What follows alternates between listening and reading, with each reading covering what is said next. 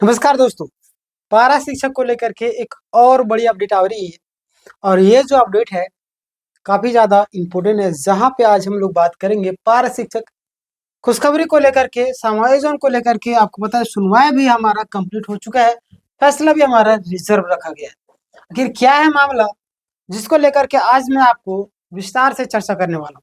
तो चलिए हम लोग बिना देरी को स्टार्ट करते हैं और वीडियो को अंतिम तक देखिएगा तो आपको सारी चीज़ें जानकारी पॉइंट बाय पॉइंट सारी जानकारी मिल जाएगी। आप यहाँ पे देखिएगा पारा शिक्षक के इसका जो मुख्य मामला ये जो है आपका मुख्यतः आपका किस चीज़ से मामला है, तो समायोजन को लेकर है। देखिए झारखंड पारा शिक्षक यानी कि पारा टीचर कई सालों से काम कर रहे हैं। उनकी मुख्य मांग है समायोजन, है ना, रेगुलराइजेशन, यानी अस्थायी सरकारी शिक्षक बनाया जाए। क्लियर, ये तो आप सभी जानते होंगे, ये बेसिक सी चीज है। क्लियर, बाकी बात जो चीज नहीं जान रहे वो मैं आपको बताऊंगा, है ना। साथ ही समान काम का समान वेतन, है ना, equal pay of equal work, यानी कि समान काम के लिए समान वेतन। सरकार ने कई बार आश्वासन दिया लेकिन ठोस फैसला नहीं आया, है ना। देखिए इसीलिए मामला आपको कोर्ट तक पहुंच गया था और कोर्ट में भी जो है आपका मामला खत्म हो चुका है ना। ध्यान दीजिए आप लोग, मामला अभी कहाँ तक चल रहा है। देखिए अभी हम बात करें केस अभी आपका सुप्रीम कोर्ट में चल रहा था, समझ रहे था, इसलिए मैं बोल रहा हूँ क्योंकि फैसले को रिजर्व रखा गया। देखिए ये केस का नाम अगर देखना चाहे तो देखिए Sunil Kumar Yadav versus state of Jharkhand. इस केस में पारा शिक्षकों के समायोजन और वेतन पर मतलब कि फैसले सुनाए जाने वाले हैं। अब देखिएगा यहाँ पे सुनवाई की जो स्थिति है, आपको पता है कि कोर्ट में लगातार कई दिनों से लंबी बहस हुई, है ना। 26 फरवरी को महत्वपूर्ण बहस हुई। अभी सुनवाई पूरी हो चुकी है, यानी कि अब सिर्फ फाइनल जजमेंट आना बाकी, यानी कि अब आपका सिर्फ और सिर्फ फाइनल जजमेंट आना बाकी है। यहाँ पे अगर हम बात करें तो कि अभी आपका बहुत ही जल्द आ जाएगा, मैं आपको लास्ट में बता दूंगा कब तक आएगा। 50% आरक्षण वाला जो मुद्दा है, ध्यान देगा, जिनका नाम छूटा है उनके लिए भी यहाँ पे खास अपडेट है, ध्यान देगा।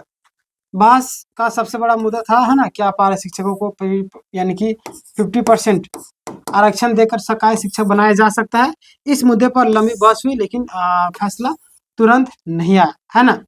देखिए तुरंत नहीं आने के पीछे भी रीजन है, क्योंकि तुरंत फैसला अगबकी में दिया था, हड़बड़ी में।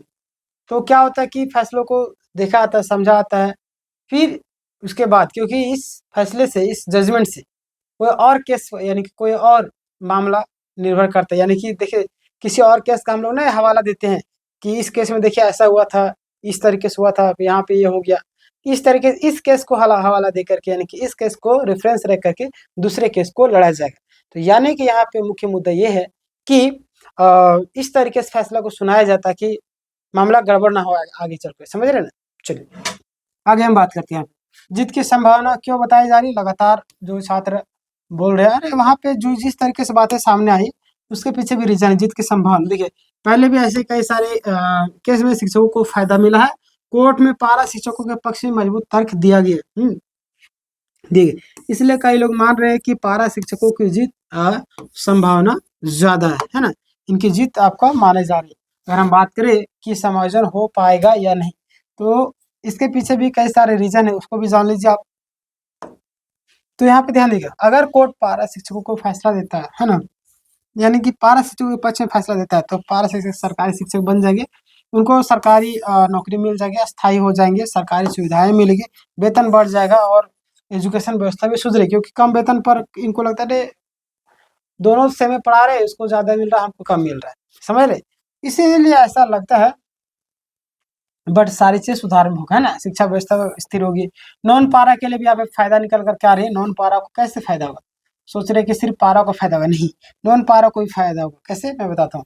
देखिए यह थोड़ा दिलचस्प पॉइंट है, क्योंकि अगर शिक्षकों को समायोजन हो जाता है, यानी पारा का समायोजन हो जाता है, तो कई सारे पद आपका भर जाएंगे, है ना। आप सभी जानते होंगे अब जो आपका पारा का नामो निशान नहीं रहेगा, यानी कि पारा मिट जाएगा। क्लियर है ना। बहुत सारे खाली पद बचेंगे, लेकिन उन खाली पदों पर नहीं, जब भी भर्ती आएगी तो गैर पारा उम्मीदवार ही खुश होंगे, क्योंकि उन्हीं लोगों को होगा, क्योंकि पारा तो अब रहेगा भी नहीं। समझ रहे कि नहीं। चलिए आगे हम बात करते हैं, यहाँ पे ध्यान देंगे आप लोग। गांव और छात्रों के लिए और भी फायदा है ना समायोजन होने पर। वही चीज़ मैंने बोला ना कि एजुकेशन व्यवस्था और सारा सारा चीज़ सुधरेगा, शिक्षक और छात्र में बेहतर तालमेल बनेगा। देखिए, पैसा मिलता है तो काम करने में मज़ा आता है, समझ रहे हैं? यही चीज़ जैसे वेतन बेहतर वेतन, शिक्षक ज़्यादा मन से पढ़ाएँगे, समझ रहे हैं? वही सारी चीज़ें होती हैं, ग्रामीण शिक्षा की व्यवस्था मजबूत होगी। वेतन को लेकर के सबसे बड़ा कन्फ्यूज़न हो रहा है कि क्या मतलब की स्थिति बन रही है ना? देखिए, यहाँ पे मुख्य रूप से 2 संभावना वाली स्थिति, अगर 1 की हम लोग बात करें, है ना? तो ये सारी चीज़ों को लेकर के हम लोग को चलना पड़ेगा, तो सरकारी शिक्षक के बराबर वेतन मिलेगा या पारा शिक्षक की बड़ी जीत होगी। स्थिति 2 की अगर हम बात करते हैं, मान लेते हैं स्थिति 2 अगर आ जाता है, सिचुएशन अगर बन जाती है तो क्या होगा? यहाँ पे आप देखेंगे कि पारा शिक्षकों को सहायक आचार्य के बराबर वेतन, यानी कि तब सहायक आचार्य को सरकारी शिक्षक के बराबर वेतन के लिए लड़ना होगा। समझ रहे हैं ना? चलिए आगे हम बात करते हैं। यहाँ पे ध्यान देंगे आप, सुप्रीम कोर्ट ने सरकार को, है ना, क्या मांगा? सुप्रीम कोर्ट जो सरकार से क्या मांगा, तो ये भी मैंने पिछला वीडियो में बता दिया था। पत्र मांगा है ना? कौन सा पत्र? देखिए इसमें क्या क्या बोला गया, ये जान लीजिए आप लोग।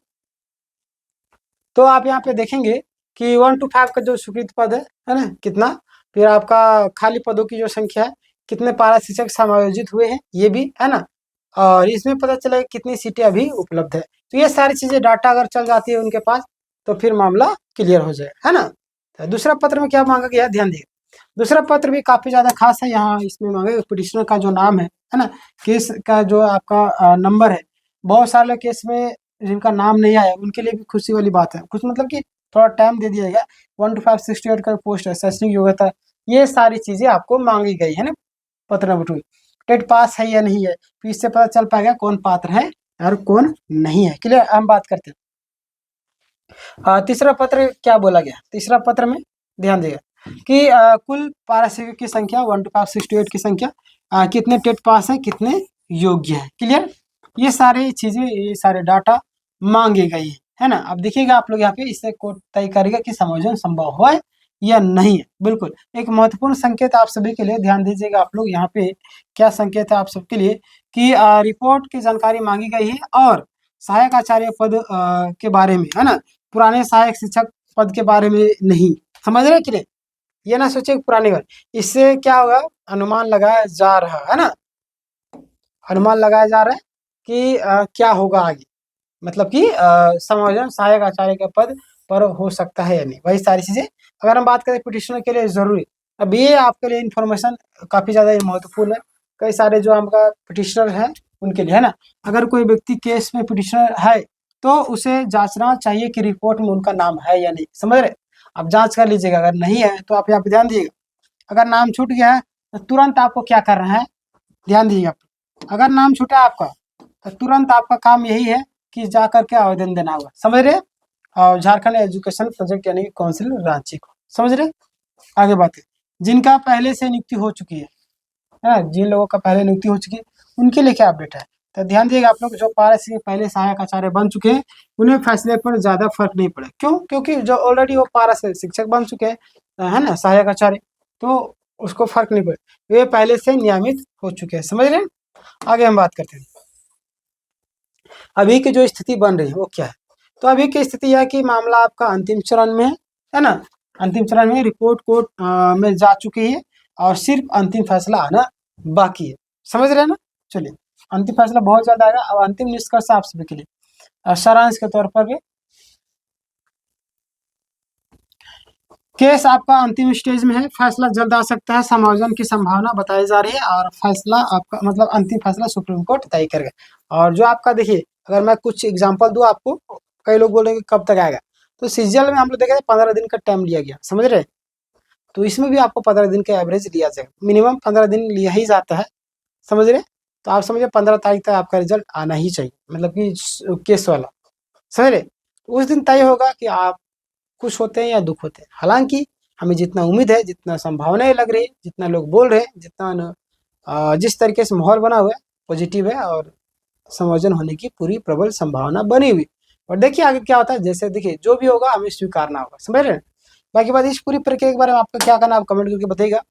चैनल ने सब्सक्राइब कर लिए, क्योंकि यहाँ पे आपको लेटेस्ट जानकारी सबसे पहले दी जाती है। मिलते हैं नेक्स्ट वीडियो में, तब तक के लिए धन्यवाद।